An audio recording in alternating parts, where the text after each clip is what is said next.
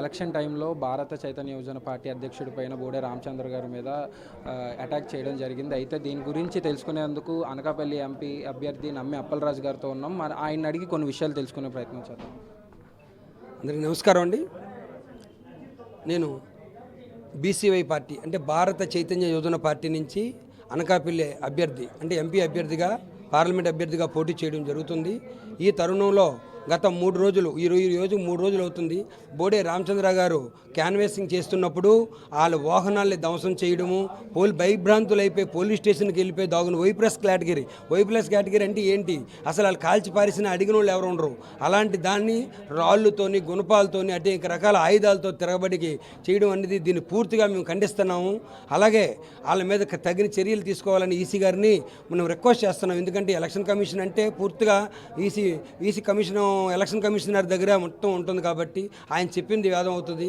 ఆయన 100% దీన్ని డిస్క్వాలిఫై చేసి ఆయన ఎలక్షన్లో నిలబెట్టకంటే ముందు జైలుకి పంపించాలి. ఆయనకి జైలుకి పంపించిన రోజునే అక్కడ శాంతి పద్ధతులు ఉంటాయని మేము నమ్ముతున్నాము. అలాగే మా బోడే రామచంద్ర యాదవ్ గారికి ఫుల్ సెక్యూరిటీ ఇచ్చి ఆయన ప్రచారం చేసుకొని ఆయన చేసుకునే అవకాశాన్ని కల్పించమని ఒకటి డిమాండ్ చేస్తున్నాము. రెండోది ఇలాగా మేము విశాఖపట్నంలో నుంచి డాక్టర్ గారు అలాగే నమ్మి అప్పలరాజు నేను అనకాపల్లి నుంచి అలాగే ఈస్ట్ వెస్ట్ నుంచి కూడా ఎమ్మెల్యేలుగా పోటీలు చేస్తున్నాము. బీసీవై పార్టీ నుంచి నాకు ఎలక్షన్ గుర్తు 5వ నెంబర్కి ఇచ్చారు. ఈవీఎంని 5వ నెంబర్ నొక్కి బీసీలని యాదవుల్ని ఒక రిక్వెస్ట్ చేస్తున్నాను. అందరూ మీకు చేస్తారు, ఒక ఓటు వేస్తారని. మాకు అనకాపల్లి నియోజకవర్గం నుంచి అయితే ఒక ఎమ్మెల్యే కూడా మాకు అక్కడ నిలబట్టలేదు. నిలబడే స్థాయితో కూడా లేని పరిస్థితి అయిపోవడం వల్ల కొద్దిగా మీరు క్షమించాలి, అందరూ కొద్దిగా లేట్ అయిపోవడం వల్ల అక్కడ తగిన ఎమ్మెల్యేలు కూడా మేము పెట్టలేకపోయాం. దీనివల్ల నేను ఒక్కడనే ఫస్ట్ కాడి నుంచి 1 సంవత్సరం బట్టి కష్టపడి తిరుగుతూ రామచంద్ర యాదవ్ గారు పిలుపు మేరకు నాకు ఎంపీ సీటు తీసుకొని ఈరోజు ప్రచారంకి వెళ్తున్నాం. అందరూ చాలా బ్రహ్మాండంగా బీసీలు కానీ ఎస్సీలు కానీ అన్నదమ్ములు కానీ అందరూ నన్ను ఆదరిస్తున్నారు.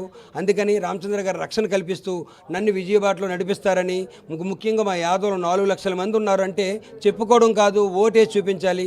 ఈ ఓట్లలో నా మీద ఖర్చు పెట్టడానికి 200 కోట్లు ఖర్చు పెట్టడానికి సీఎం రమేష్ ఇక్కడికి దిగారు. ఆయన గెలిచిన తర్వాత ఢిల్లీలోనో కడపలోనో ఎక్కడ ఉంటారు. అలాగే ఇక్కడ బోడు ముత్యాలరావు గారు అంటే తెలుసు, ఆ పార్టీ సంగతి ఏంటో, ఆ పార్టీ ఎన్ని కుంభకోణాల్లో ఉందో ఆయన సంగతి కూడా మీకు తెలుసు. రోడ్ల పరిస్థితి కానీ ప్రతి ఒక్కరికి ఆయనకు అనేక రకాల కేసుల్లో ఉన్నారు. ఎస్టీ కేసులు కూడా ఉన్నారు. మొన్న కలెక్టర్ గారి దగ్గర 2 గంటలు ఆ ఒక్క బోడు ముత్యాలరాజు గారి గురించే నాయుడు గారి కోసమే డిస్కషన్ జరిగింది. ఆయన్ని డిస్క్వాలిఫై చేయమని లెటర్లు కూడా చాలామంది పెట్టడం కూడా జరిగింది. ఈ తరుణంలో అలాంటి వాళ్ళని గెలిపిస్తే కొద్దిగా ఏ రకంగా ప్రజలు సేఫ్టీగా ఉంటారు, ఏ రకంగా సుఖశాంతులతో ఉంటారు. వాళ్ళకి అందుబాటులో ఉన్న లోకల్లో ఉన్న వ్యక్తిని నేను అందుబాటులో ఎక్కడ పిలిచినా ఎక్కడ ఏ ఇబ్బంది జరిగినా 1 అరగంటలో మీ ముందు ఉంటాను. కాబట్టి స్థానికుడిగా నమ్మి అప్పలరాజు యాదవ్ గారిని గెలిపించమని నేను మనస్ఫూర్తిగా ప్రార్థిస్తున్నాను.